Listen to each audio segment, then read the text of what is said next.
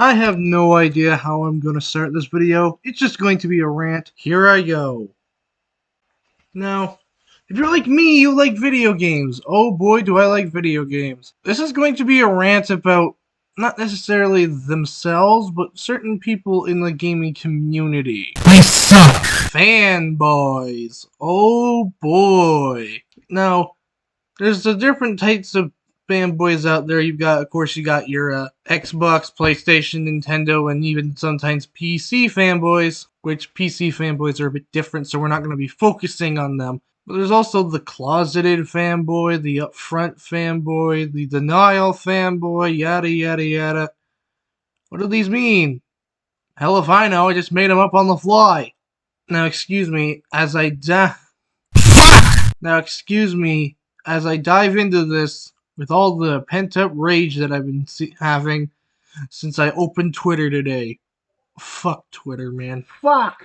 Now, to get started, which group of fanboys do you think is the worst? Personally, for me, I'd have to say the PlayStation fanboys, followed closely by the Nintendo fanboys. This just might be my bias talking, because I have never been the biggest PlayStation fan. But they're fanboys. Oh my god. They are so fucking annoying. I'm convinced these people don't have lives. I'm convinced they just sit on Twitter all day talking about Sony's latest exclusive. That's all they care about is their exclusives. Now, when I said things about upfront fanboys and closeted fanboys, these are the fanboys, but they behave in a different way to show their fanboyishness. An upfront PlayStation fanboy would probably be, well, all those people you find on Twitter, like, of course, JTech is there. I'm surprised he's still there, but there's a guy named Hyped, and another LED was, I don't know if he's still a thing, that's how little I care. The AP99 used to be a PlayStation fanboy until, you know, he decided to grow a brain. Good on him. And then they got the closeted PlayStation fanboy.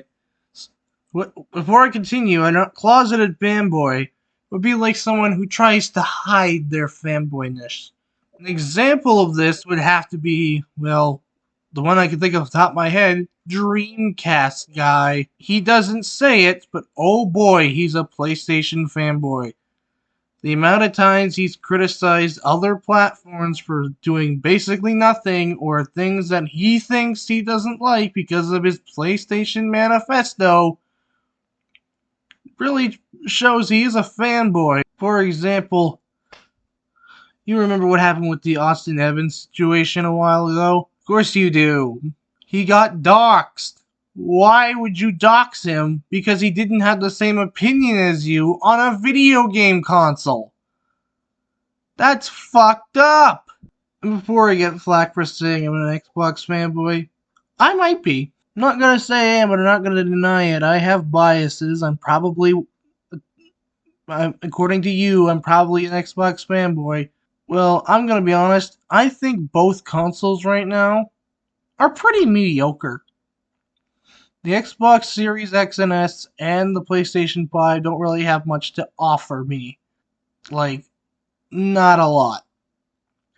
I'm leaning more towards Xbox, but even then I do not see the appeal at the moment. This might change, say Halo Infinite comes out, maybe it breaks the gaming world, or maybe it's a massive flop. I don't know. All I know is that I'm going to wait till it gets better. Now, back to the Austin Evans thing, because I got off topic. He said that the newer PlayStation model was worse than the previous PlayStation model. What he means is the newest revision of the PS5, which is just a heatsink thing, was worse than the regular PS5 before it. I mean, I know what he's saying. He's saying it's worse for heatsink. Something that really isn't an issue, but you didn't need to dox him over saying that. Now, I'm going to jump over to the Nintendo fanboys for a second. Nintendo fanboys aren't the worst, but considering the worst is the PlayStation fanboys, Nintendo fanboys are still pretty bad. Nintendo fanboys, these are the kind of people who will just eat up whatever Nintendo sells them. Big example is Switch Online. I am not a fan of that at all. The service fucking reeks. I think that Xbox Live in 2005, when the Xbox 360 launched, had better features and more of them than the Switch does. The Switch came out in 2017. That's more than 10 years after the 360. So, Nintendo, what's your excuse? You have a modern system with modern type of games on it, but it doesn't really matter because you wouldn't want to buy the service anyways because it doesn't offer anything like voice chat achievements and what else? Like, I don't know. It doesn't really offer anything that the other services aren't doing, if not better, and especially it's terrible compared to PC because everything on PC is free. You don't have to pay for online on PC.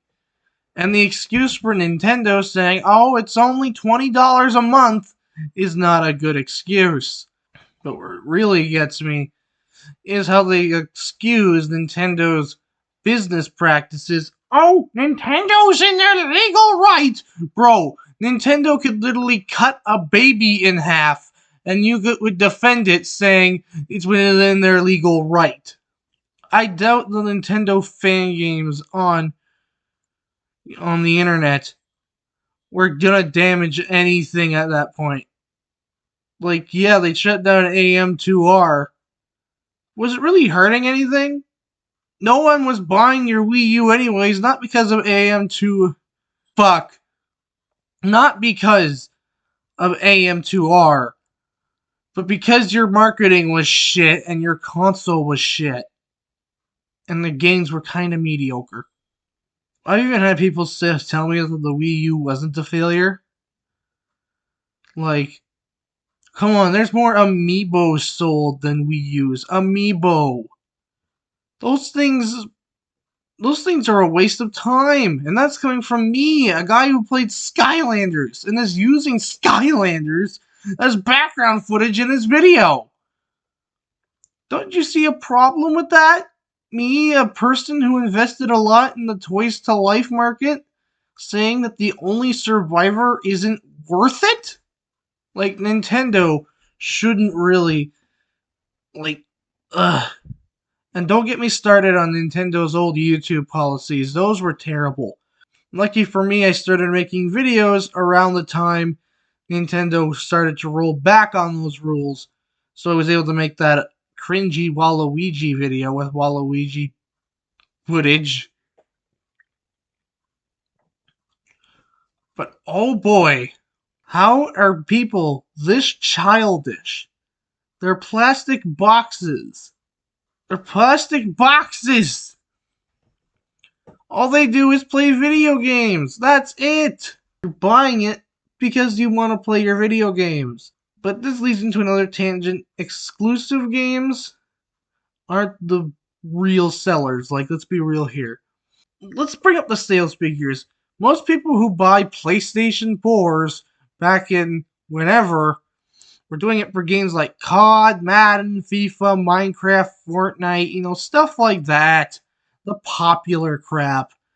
They weren't doing it just because The Last of Us had an extra HD cutscene or whatever. No. In fact, The Last of Us wasn't even a good game in my opinion. I was not a fan of it. It was too cutscene heavy.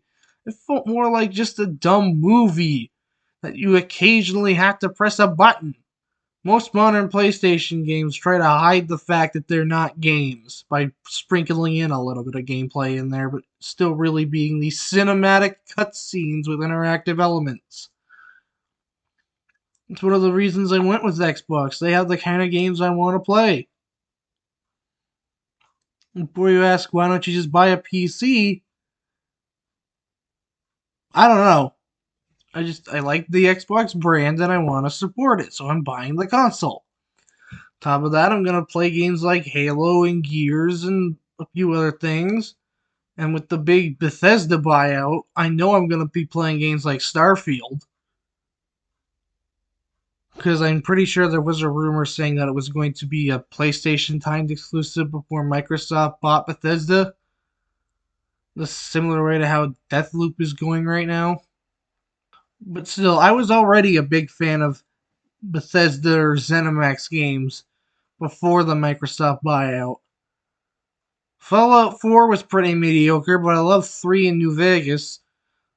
The Elder Scrolls is in a weird position, but Skyrim and Oblivion and Morrowind, those are good games.